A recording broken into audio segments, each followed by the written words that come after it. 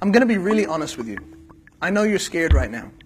I know any time a violent or senseless crime happens somewhere in the world, you see the words Islamic or Muslims in the headline. I know it sounds like Islam is the problem, but we have to ask ourselves, is Islam really the root cause of all these fears? Is Islam actually to blame for what's going on in the world? Well, let's figure it out together.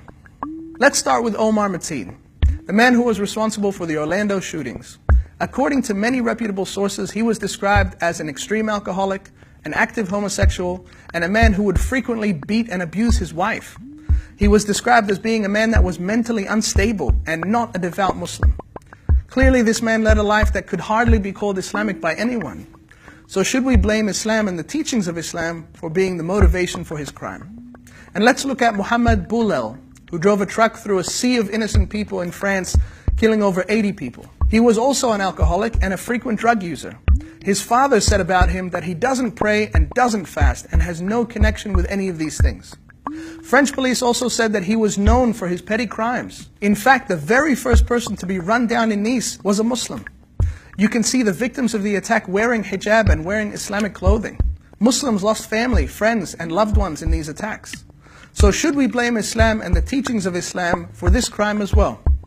You'll like this one. A leaked document by MI5 in the UK stated that a large number of those involved in terrorism do not practice their faith regularly.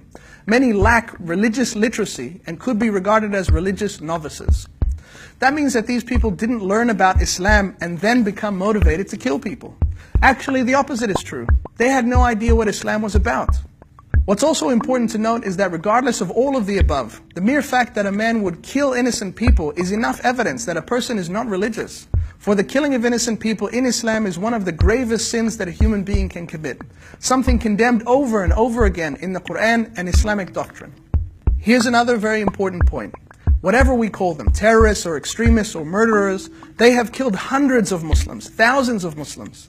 Let's not forget the attacks that have taken place in Iraq, in Turkey, in Syria, and maybe most critically, at the mosque of the Prophet Muhammad, peace be upon him, in Medina, in Saudi Arabia, just meters from where he's buried.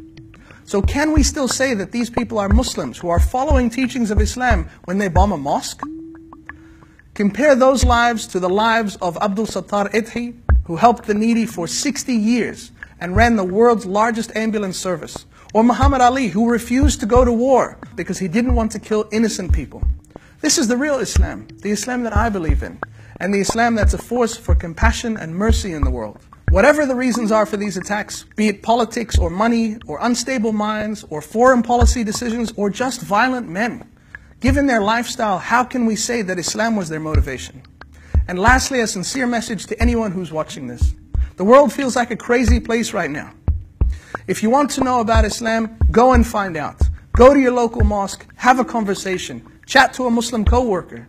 This is an opportunity for all of us globally to come together and face the things that threaten all of us. It's not Islam that you need to be afraid of.